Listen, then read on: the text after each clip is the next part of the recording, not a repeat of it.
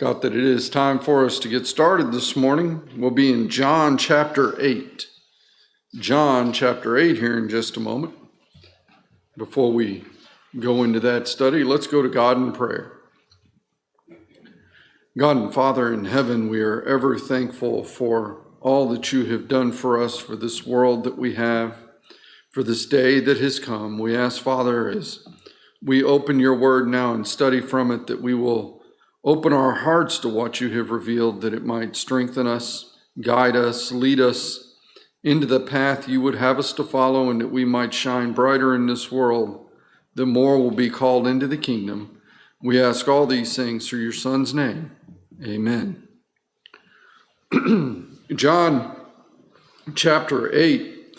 We began discussing this last Sunday, and then Wednesday night I had a massive headache, and so we didn't go any further. So we'll pick back up with this woman caught in adultery. And last week I said you need to draw a circle, square, whatever you want around verse 4. And we're going to refer to verse 4 here in John chapter 8 over and over, because when we think about what has been done here, and when Jesus makes that statement that a lot of people like to use there in verse 7, said, so when they continued asking him, he lifted himself and said unto them, he that is without sin among you, let him cast a stone at her. We often get people that want to teach that is, well, you had to be sinless. That's not at all what Jesus is talking about. Go back to verse 4, and we need to set that in our mind. Verse 4 is the key to this first 11 verses of John 8. When it says, they say unto him, Master, this woman was taken in adultery in the very act. What is the first question that ought to come to your mind when you read that statement then? Well, if you caught him in the very act, you had to catch somebody else. Where's he? And you say, why is that important? And we looked at it last week, but go back to at least one of them. Let's go back to Deuteronomy. Deuteronomy 22. And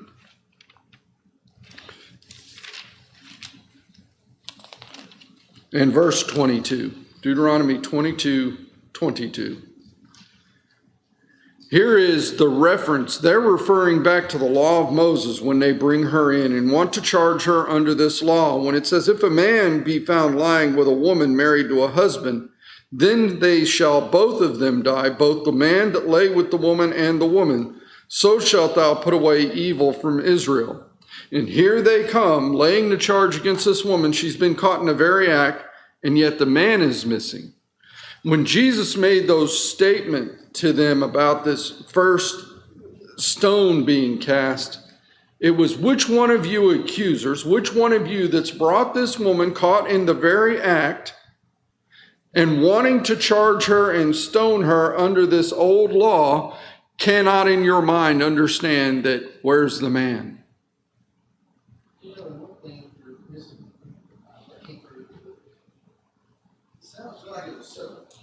Oh, it looks like a setup, exactly. And there is the next case. It makes you wonder, when you don't bring the man, was it one of them? Was it a setup? One of them lured her into it. Then they bring her before Christ. And Christ, you think about this now, we don't think about it for the moment, but look at the compassion that's shown by Christ on both the accusers and the accused. We often get that picture of that compassion on the woman when she is not condemned. But look at the compassion shown to the accusers. They come up, they're all riled up. They've got this woman. She's been caught in the very act. We need to take her out and stone her. What say you, Christ? Come on, Christ. Come on, Christ. What does he do? Does he get in an argument with them and begin to point back and talk about all the things they could have done?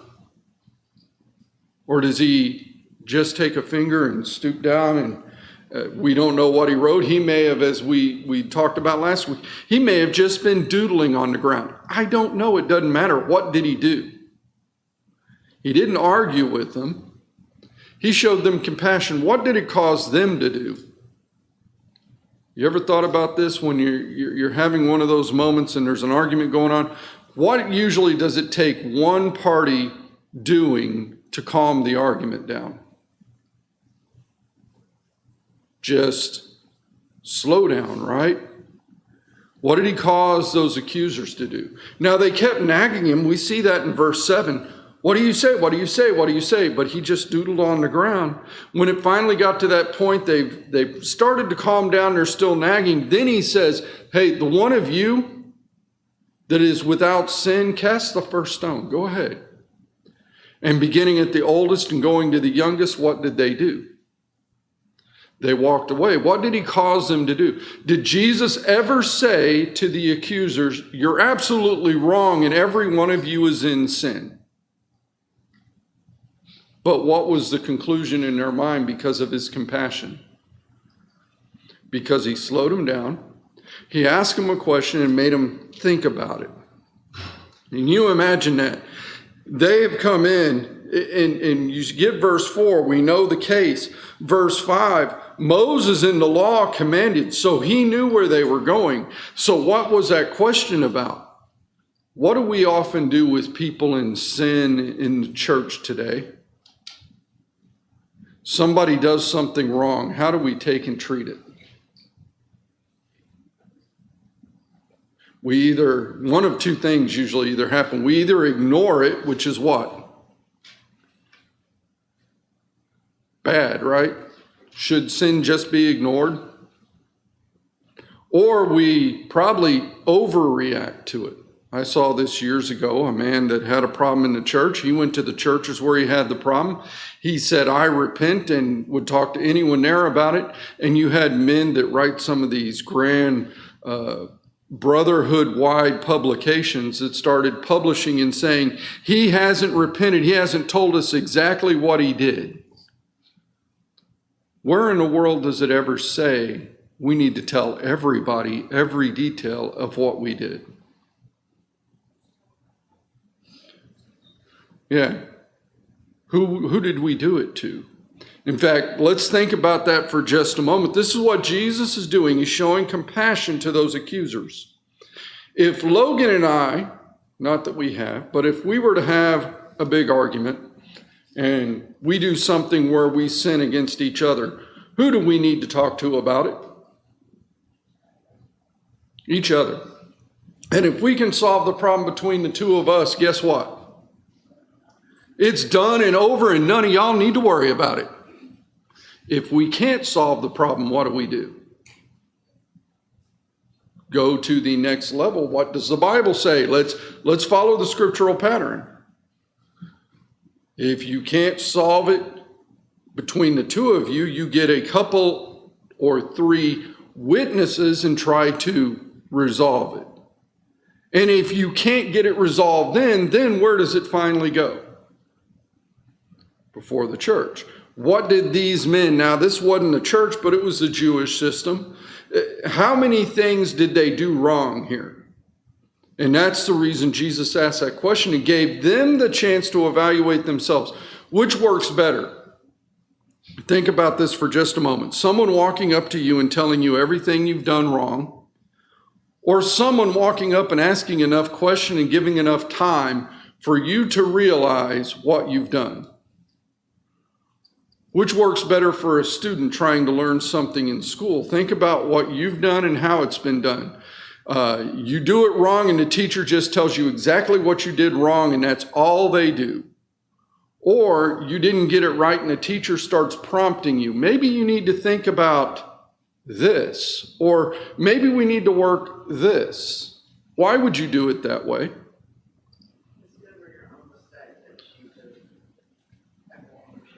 Yeah, discovering your own mistake. Then it's whose? Yours. When somebody told you it was your mistake, what was it? It's their accusation, isn't it? And so you see that compassion shown to those accusers. Jesus first slows them down by writing on the ground, then asks them the question. And you notice, what did he do when he asked the question? Did he stand there and do what they had done? You know, they came in, she was caught in sin. We need to stone her. What do you say? What do you say? What do you say? What do you say? What do you say? Did he do that? Did he stand up and go, whichever one of you is without sin, go ahead and cast the first stone? Is it you? Is it you? Is it you? Is it you? Is it you? No, look at verse 8 and think about the compassion Jesus showed. He asked him the question, he gets him thinking, and again he stooped down and wrote on the ground. He gave them the time they needed. Unfortunately, what do we often want? This is one of the problems our country has, we have individually quite often. We want it on what timeline? My own timeline. Unfortunately, how much happens on your own timeline? You think about that for just a moment, just outside of religion, even for the moment. I want you to think about how much in the world actually happens on your timeline. If you had your druthers, Camilla, I'm going to pick on you for a moment. Would school start at what time does school start when it actually goes back in session? 8 what? 8 o'clock even? Okay. Would school start at 8 o'clock if it was up to you? Probably. You think? Ashley, what do you think? Would school start at 8 if it was up to you?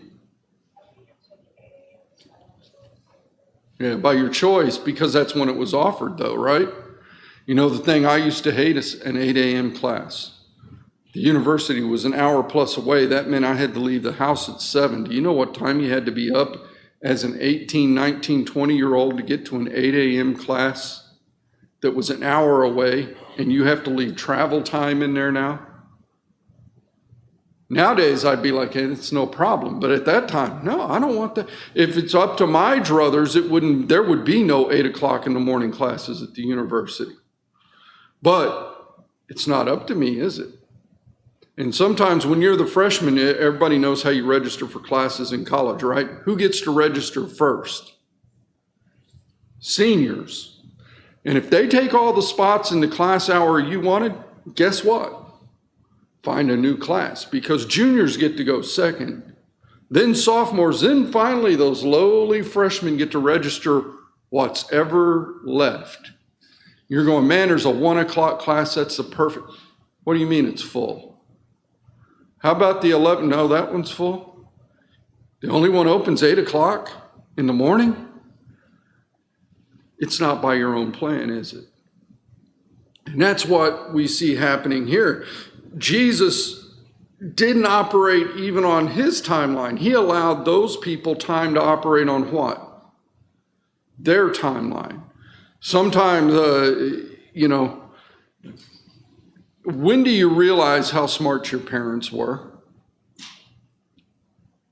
Ask that question for them. Some of you aren't old enough to ask this question yet. Elaine, how old was it when you realized how smart your parents were? When you had your first child. Scott, how about it? About the same? You see things a lot different. All of a sudden, Dad, who didn't know a thing when you were 13, when you start to get to be 25, he begins to know some things. When you have your first child, you find out he was probably the smartest man that's ever been born. But what do we not want to admit sometimes? We don't want to admit it's different from what we want. That's what Jesus gave them time to realize. What did these men do? Look at it at verse 9. Jesus showing compassion. It says, and they which heard it, being convicted by their own conscience, went out one by one, beginning at the eldest, even unto the last. So you notice, Jesus didn't sit there and after he made the statement and got them thinking, he didn't look over and go, what do you think, Logan? What do you think, Logan? What do you think, Logan? What do you think, Logan? He just gave Logan what? If Logan was one of those men, you weren't there, but he gave Logan time to think, didn't he?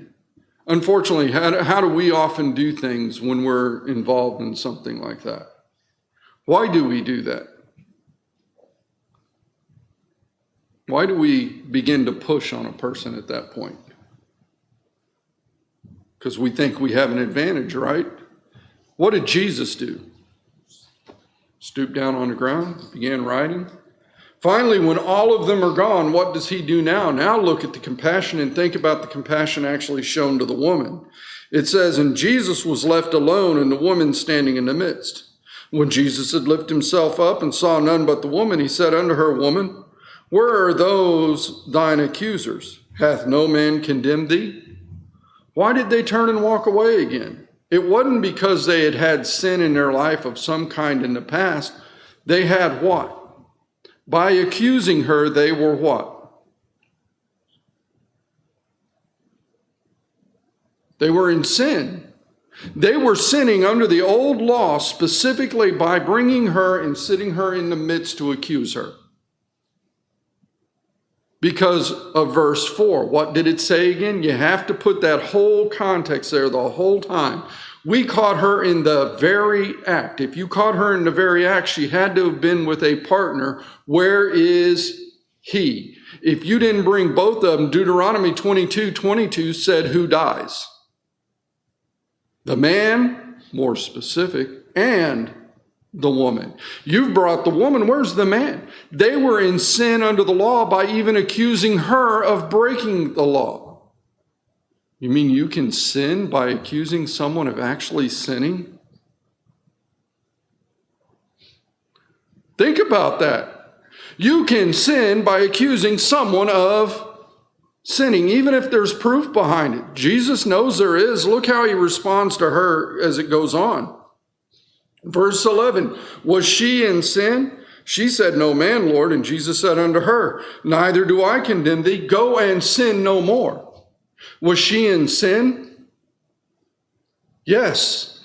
Those men had a proper accusation from that viewpoint, but they were in sin themselves because how did they bring that accusation? What compassion did Jesus show? Let those men realize their mistake. Let them turn and go away. And you notice he didn't walk around starting to going, hey, remember when y'all accused us? What did he do? Something we all need to learn to do in our own lives a lot of times.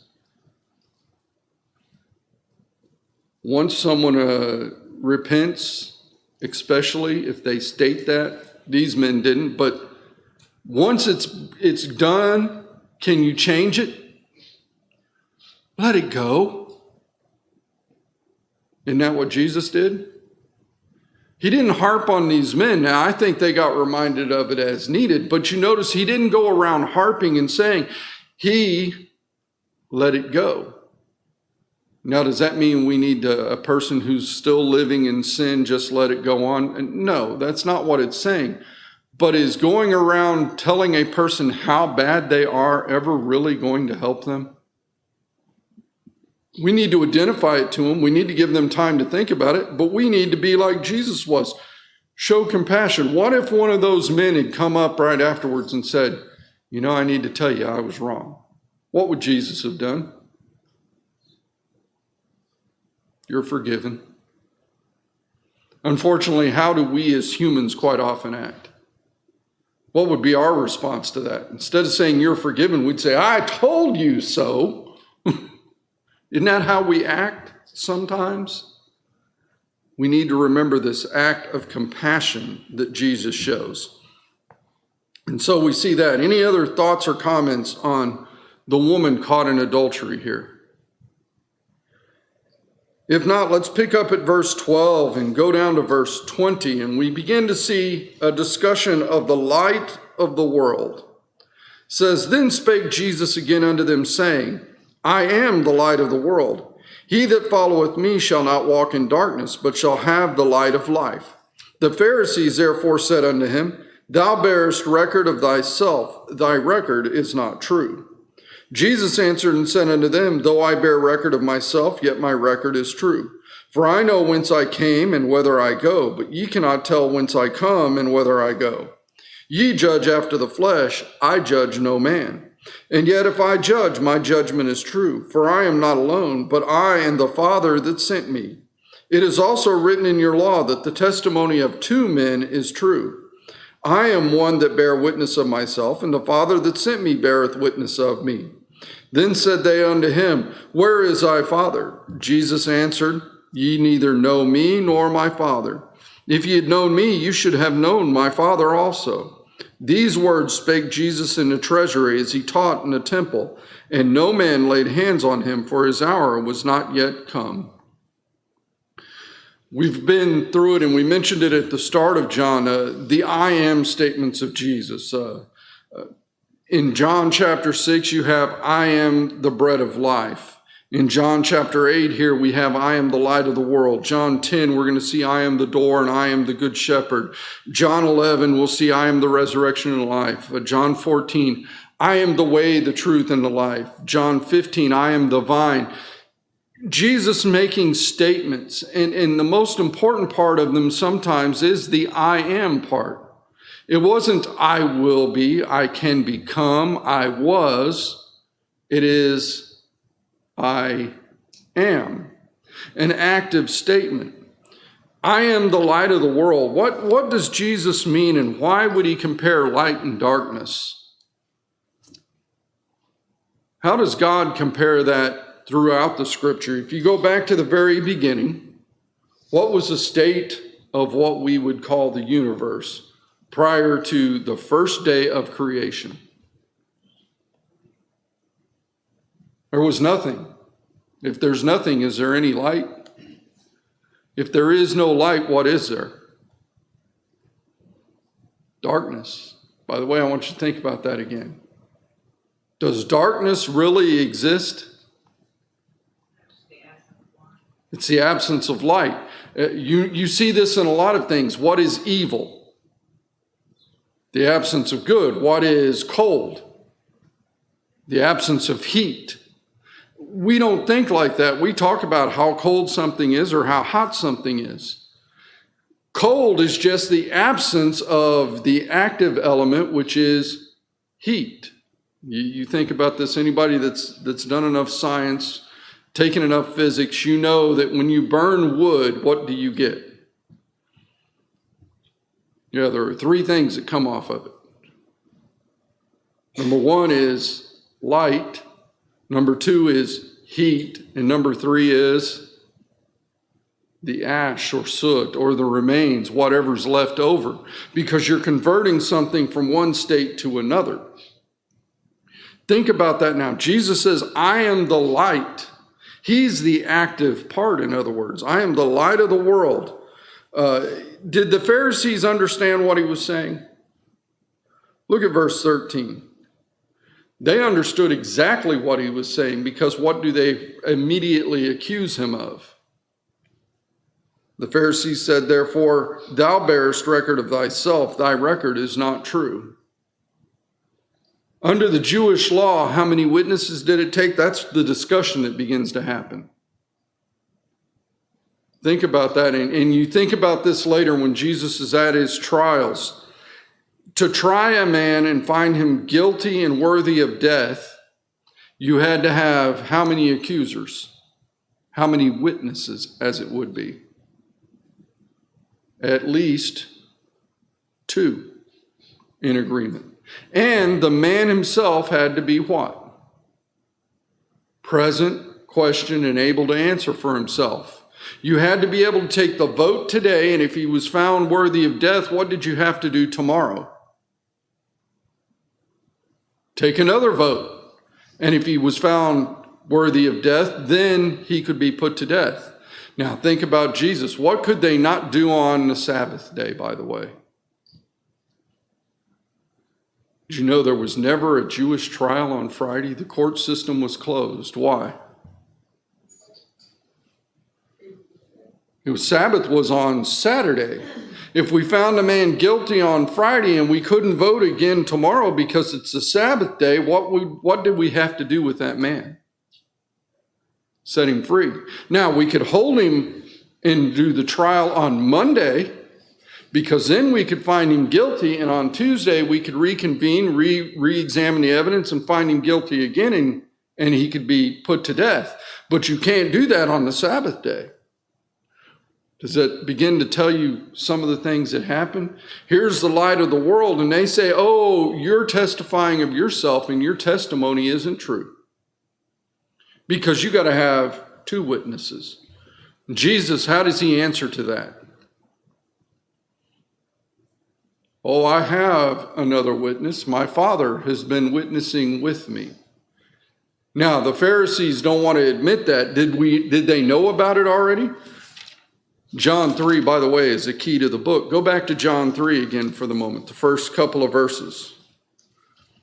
Think about what the Pharisees, the men who were in charge, that were rulers of the people. There was a man of the Pharisees named Nicodemus, a ruler of the Jews. The same came to Jesus by night and said unto him, Rabbi, we know that thou art a teacher come from God, for no man can do these miracles that thou doest except God be with him. Who knew it? You notice Nicodemus didn't say, I know you're a man from God. Nicodemus said, we know. Yes, the rulers of the people, the Pharisees and the scribes and the chief priests, they knew. Here they go. Oh, your testimony, you're testifying on behalf of yourself. That's not any good. You need a witness. Jesus says, I have a witness. How had God testified on behalf of Jesus already to this point? Think about what's happened. What happened at his baptism? There was a voice from heaven, this is my beloved Son in whom I am well pleased. One testimony of the Father. How else had the Father testified? What was that first miracle that happened? Water to wine. What is it that Nicodemus is referring to when he says, we know that no man can come from God except these miracles? He had done that one. Why had the crowds followed him when we went into John 5 and he fed the 5,000? Why were they following him? What was he doing that caused the crowds to come? Well, other than feed, before he fed them, what was it? Miracles. What kind of miracles? People who were sick, who were lame, who were dying were what? Being healed. Makes you wonder about those faith healers today. You know, if they could heal, why aren't they taking care of the COVID just, down on the street corner? Forget going to testing. Just come down here and this man heals you. That's what why would you have crowds going? There were people with all kinds of problems coming to Jesus. They were being healed. What was that miracle? That was a testimony of God that Jesus was what? The Christ, the anointed one. They knew that. They saw it. Jesus says, hey, I've been doing this all along. You've got the testimony. And why do they not want to accept it? What was it in the previous chapter, back in chapter 7? Oh, he's a man not learned. He doesn't have any letters. By the way, think of that today. Where does a man get all those letters they put after their name sometimes? THD, PhD, MDD, this, that, the other. All those letters. Where do they come from? University or of learned men, and you've gone and learned. By the way, here's the danger of that in religious circles, just as a passing thought for the moment. How many universities actually are accredited to offer doctorate degrees? And who taught the first doctors? And where do you go to get what would be a THD? That's a Doctor of Theology degree. Where would you go to get that? You see, there's the problem. Most of them are run by denominations. There's very few that are part of what we would call the church. Now, take a man who's wanting to learn, but if he's not already very, very stable in the Bible, in other words, he ought to be a doctorate level person before he goes to get his doctorate, and he goes and learns from them, what do they come away knowing? And if you don't think it doesn't affect our universities, there's one in Texas, Abilene Christian. It used to be a good college, good place to go. Then it got to wanting to offer a doctorate program, and so it sent some of its students off to places that were already accredited, because you can't offer your own doctorate if you don't have what? Doctors. I don't know where the first doctors got their thing and were able to do it, but You can't offer a doctorate if you don't have doctors that aren't given their doctorate by somebody else. So you send your students off to whatever other religious body happens to already have a university that's quote, qualified and accredited to get a doctorate degree. What do they come away learning?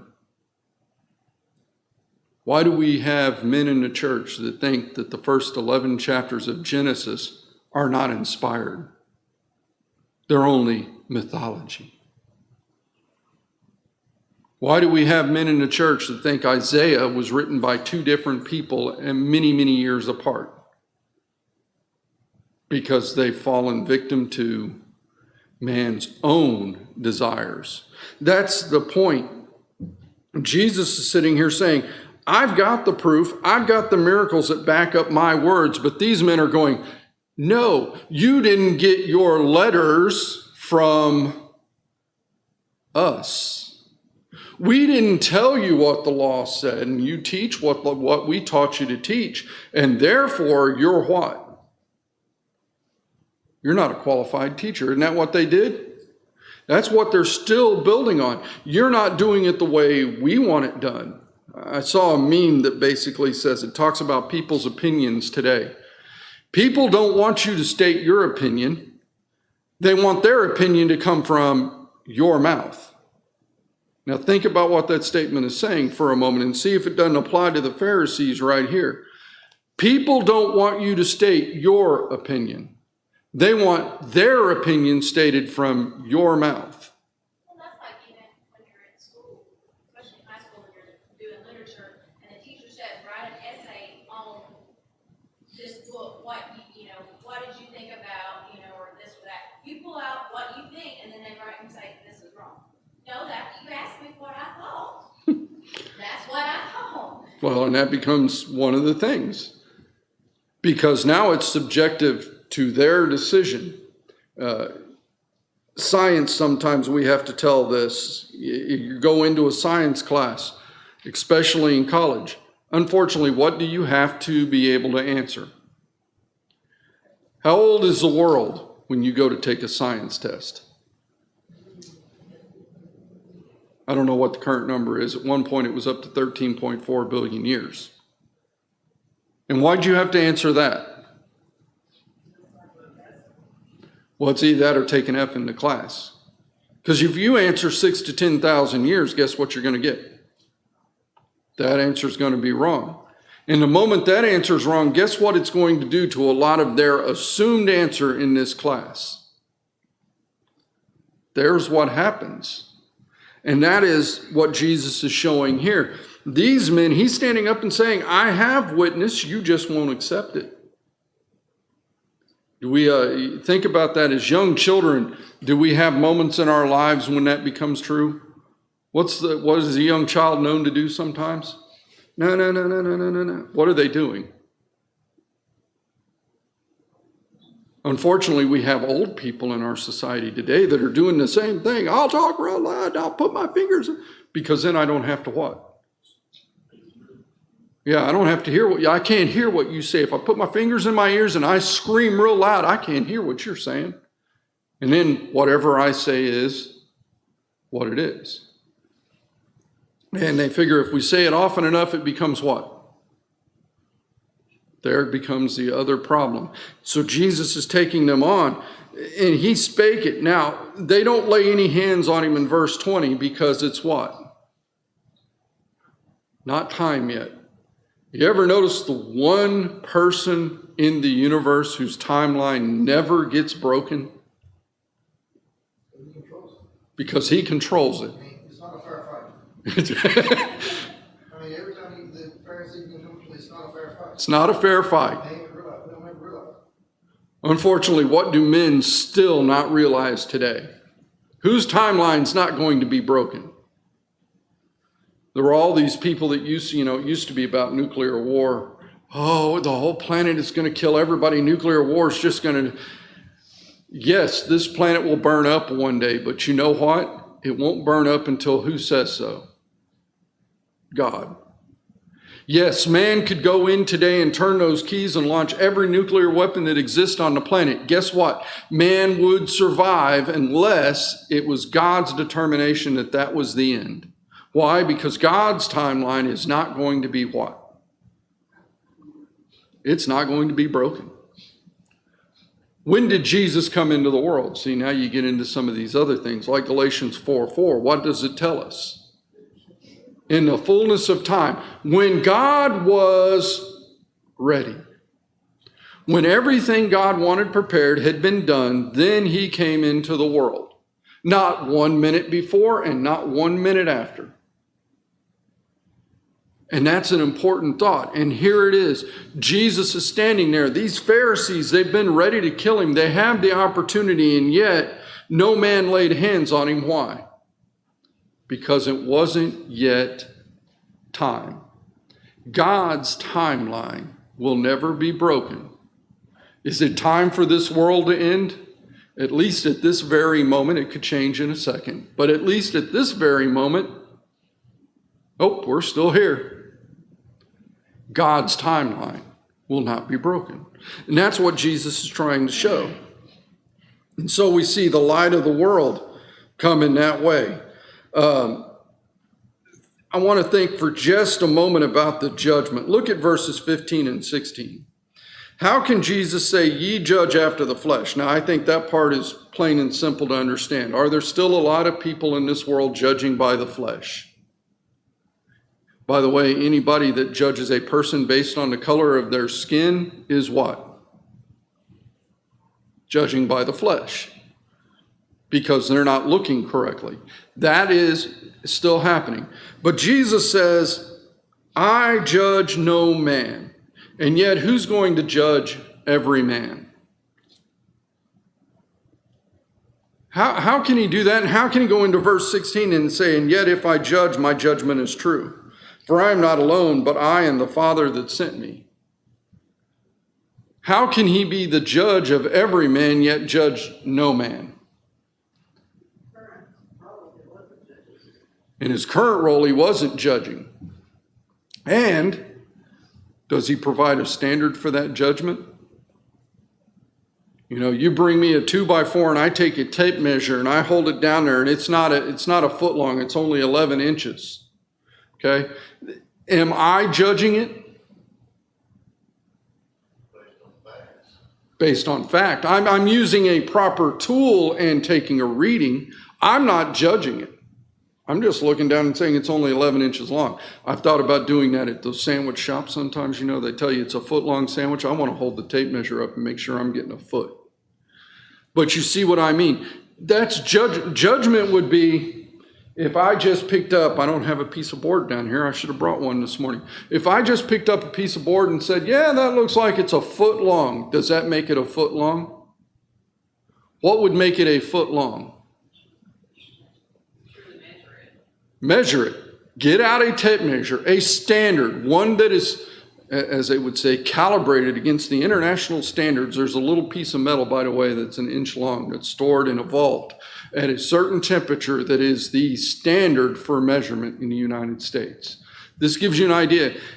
People that make tape measures have to take their instruments to that place and go against that one little piece of metal to make sure they're measuring an inch. Therefore, when you take your tape measure and you measure, what do you know you're getting? A proper measurement. I could tell you if it's a foot or not. I didn't judge it at that point. When Christ judges the world, how will he do it? Will it be him standing there going, Logan, I really like that vest you're wearing today. Come on into heaven. And then he'll look over and say, James, I don't like beards, James. I know I was a Jew and I never cut my hair and I probably had one that looked scraggly because that's how they looked in that day, but I don't like yours. You can't come into heaven. And then he'll look around to somebody else. Is that how Jesus is going to judge? Or is he going to stand there with a tape measure and hold it up against you and say, yep, foot long, come on in.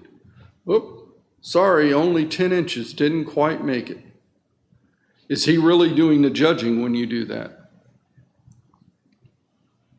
You see, unfortunately, we've got judges in this country that have forgotten that. What is a judge supposed to do? enforce the Constitution, the law. The judge is not supposed to determine whether you're right or wrong. All he's supposed to determine is you either violated the law or you didn't violate the law. That's all the judge does. What is Jesus going to do? You either met the law, the conditions for salvation, or you didn't. Did he judge? Yes. Did he judge? No, because who's going to determine if you meet the conditions for salvation? Say it again. You. That's a heavy thought, isn't it?